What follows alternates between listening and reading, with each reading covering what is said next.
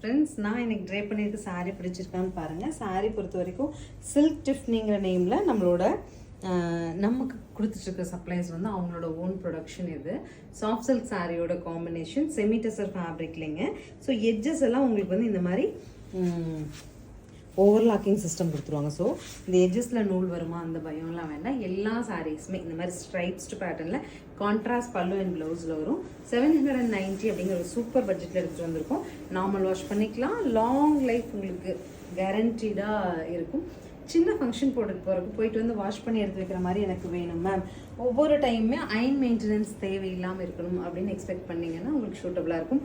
ஒவ்வொரு கலருமே அழகழகான காம்பினேஷன். நம்ம ட்ரை பண்ணியிருக்க Rama green with pink is the first one.